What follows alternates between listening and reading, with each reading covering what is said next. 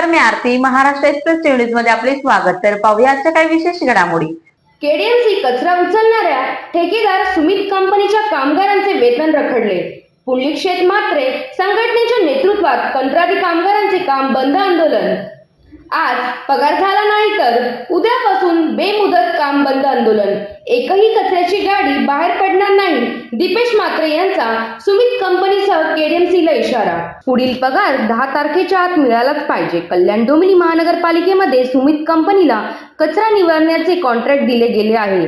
तेव्हापासून सुमित कंपनीच्या अनेक तक्रारी या विविध स्तरावर येत आहे.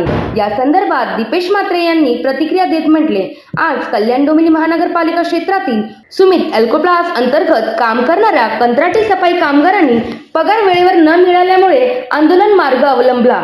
दर महिन्याला पगार उशिरा मिळत असल्याने कामगारांना घर भाडे, EMI, शाळेची फी यासारख्या दैनंदिन गरजा भागवताना अनेक अडचणींना सामना करावा लागत आहे. पगार वेळेवर देण्याबाबत 1 महिन्याची मुदत देऊनही यंदा पुन्हा तीच परिस्थिती निर्माण झाल्यामुळे लोकनेते पुंडलिक शेठ म्हात्रे कामगार संघटनेच्या सर्व कामगारांनी काम बंद आंदोलन सुरू केले. या आंदोलनात भेट देऊन कामगारांशी संवाद साधला. त्यानंतर कल्याण डोंबिवली महानगरपालिका घनकचरा व्यवस्थापन विभागाचे उपायुक्त श्री रामदास कोकरे साहेब तसेच सुमित एल्कोप्लासच्या यांनी आंदोलन मागे घेत स्वच्छतेने काम पुन्हा सुरू केले. कामगारांचे प्रश्न वेळेत सोडवणे ही प्रशासनाची जबाबदारी आहे आणि यासाठी आपण सर्वांनी एकत्रित प्रयत्न करणे गरजेचे आहे. अशा प्रकारे दीपेश म्हात्रे यांनी सुमित कंपनीशी चर्चा करत इशारा दिला. कामगारांची आज अपरिहार्यता होती. 17 तारीख झाली तरी कामगारांच्या अकाउंटवर सुमित एल्कोप्लास कंपनीचा पगार पडला नव्हता. या संदर्भात त्यांनी गेल्या महिन्यामध्ये आश्वस्त केलं होतं की सुमित एल्कोप्लास कंपनीच्या माध्यमातून दर 10 तारखेच्या आत आपल्या कर्मचाऱ्यांचा पगार होईल, पण तो काही झाला नाही. त्या संदर्भात आज आयुक्त साहेब असतील, कोकरे साहेब असतील यांच्याशी चर्चा केल्यानंतर सुमित एल्कोप्लास कंपनी आजच कर्मचाऱ्यांचा सर्व पगार करण्याचं आश्वासन आम्हाला दिलेलं आहे. 1 वाजल्यापासून सर्व कर्मचाऱ्यांचे पगार पडायला चालू होतील. पुढच्या महिन्यापासून प्रत्येक कर्मचाऱ्याचा पगार आज 10 तारखेच्या आत झाला पाहिजे असं आश्वासन त्यांनी आम्हाला दिलेलं आहे. आणि नाही झालं तर पुढे देखील हे काम बंद आम्ही करणार आणि जे घनकचऱ्याच्या गाड्या आहेत त्या बाहेर पडू देणार नाही. याचं कारण तुम्हाला सांगतो की आमचे जे कर्मचारी आहेत ते 10 तारखेच्या नंतर पगार झाल्यानंतर शाळेची फीज असते, त्यांच्या घराचे रेंटचे पैसे द्यायचे असतात, EMI द्यायचे असतात. हे सगळे पैसे ते देऊ शकत नाही ना, त्यांची पण मजबुरी आहे. उद्या त्यांच्या घरी गुढीपाडवा आहे, त्यांच्या घरच्या गुढीपाडव्याला जर त्यांना आपण पगार देणार नसू तर ही सुमित एल्कोप्लासचं अपयश आहे ना.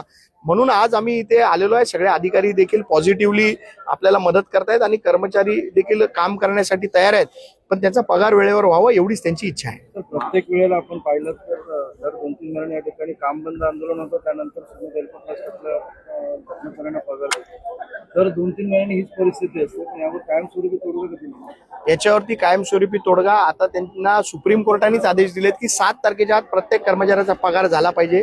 जर पगार झाला नाही तर सुमित एल्कोप्लासवरती पेनल्टी लावण्याची देखील आपण तरतूद करतोय, जेणेकरून पगार जर नाही झाला, जसा कर्मचारी उशिरा आला की तुम्ही त्याला पेनल्टी लावता ना, कर्मचारी उशिरा 1 दिवस नाही आला तर त्याचा पगार कट करता, तसाच जर सुमित एल्कोप्लासने पुढच्या महिन्यापासून जर पगार दिला नाही तर त्यांना देखील दर दिवसाची पेनल्टी कल्याण डोंबिवली महानगरपालिकेच्या माध्यमातून लावण्यात येईल.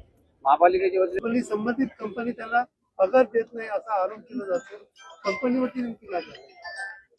आताच दीपेश म्हात्रे साहेबांनी जे सांगितलं, कामगारांचा पगार हा वेळेतच मिळला पाहिजे आणि ते संबंधित कंपनीची जबाबदारी आहे. महापालिकेला त्यांच्याकडून बिल उशिरा प्राप्त झाल्यामुळे त्यांच्याकडूनच उशीर झालाय. तर त्यांनी वेळेत आमच्याकडे बिल दिलं तर आम्हाला ते वेळेत देता येईल. परंतु केडीएमसीनी जरी बिल देण्यास थोडाफार उशीर झाला तर 3 महिन्याचे पेमेंट देणं ही त्या संबंधित कंपनीची जबाबदारी आहे. आणि आम्ही आता त्यांना सक्त सूचना देऊ, यापुढे असे कुठली आंदोलनाची वेळ येऊ नये, कारण यामुळे सगळं शहराला वेठीत धरलं जातं, केडीएमसीला वेठीत धरलं जातं. यापुढे अशा गोष्टी घडू नयेत ही त्यांनी दक्षता घ्यावी, याबाबत त्यांना आम्ही आता समज दिलेली आहे. तर या होत्या शहरातील महत्त्वाच्या ठळक घडामोडी. अशाच काही नवनवीन घडामोडी पाहण्यासाठी आमच्या चॅनलला लाईक करा, शेअर करा, सबस्क्राईब करा आणि बेल आयकॉन दाबायला विसरू नका. धन्यवाद.